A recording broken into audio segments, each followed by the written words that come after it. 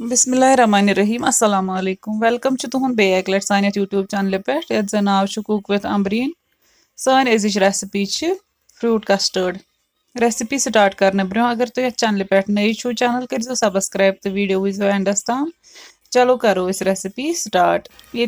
दुध निमुत यह 1 लीटर दुध बेस निमुत कस्टर्ड पाउडर अम मज तुलो थोड़ा सा दुध तो यह थो अलग अत मज त्रो कस्टर्ड पाउडर 2 चमच तो थो सो मिक्स कर अलग तो पत यह दुध तो अत अनो बॉयल यन आव वन दुधस बॉयल तो अत मज करो मे निमित वन चमच 1 2 त्रो अत मज बे त्रो खंडस 3 चमच अत मज खंड निमुन पन्ने टेस्ट मुताबिक तो करो ये मिक्स अम पत कस्टर्ड मिक्सचर थोमुत यह त्रो अथ मज तो करो ये मिक्स असल पह ताकि अत रोज लम्प्स कह तो बे त्रो अत मज कह ड्राई फ्रूट्स ड्राई फ्रूट नी पन्ने पसंद पे मे नी ये काजू बे किशमिश तो बे बादाम स्लाइस कर तो यम त्रो अथ मज बे त्रो अत मज इलायची पाउडर अड़ुक 1 चमच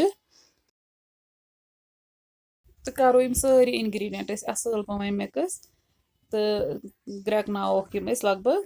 2 3 मिनट युथ यह कस्टर्ड त्रो अम सह दुध ग थिक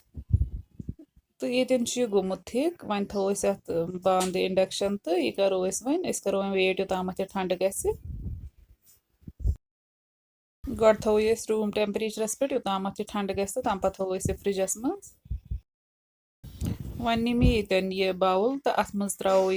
कस्टर्ड मिक्सचर बनोमुत तो यह त्रो अत मज यह फ्रिजस मज मे थोमुत पत यह वन थिक गोमुत तो यह त्रो अत मज तो बे मे कह फ्रूट्स निम कट कर तम त्रो अत मज फ्रूट तुन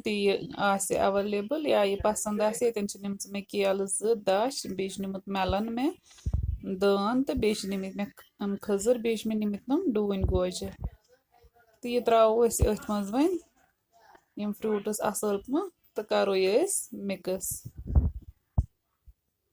थोड़ा सा दान थो अति यम लगन पे पत गार्निशिंग खातर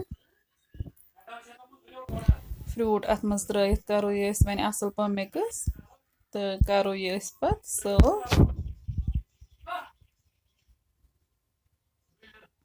यन कोर यह सर्व अत त्रो वन पे यम थमित डून गोजे यम त्रोस पे यमो सत असल मज ग क्रंची टेस्ट अम बे थोड़ा यम दान थमित गार्निशिंग खातर यम त्रोस पे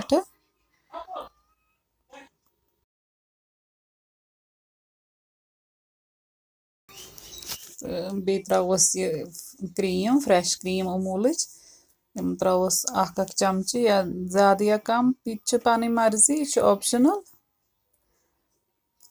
यह त्रोस पे तो करो वन सर्व इफ्तारस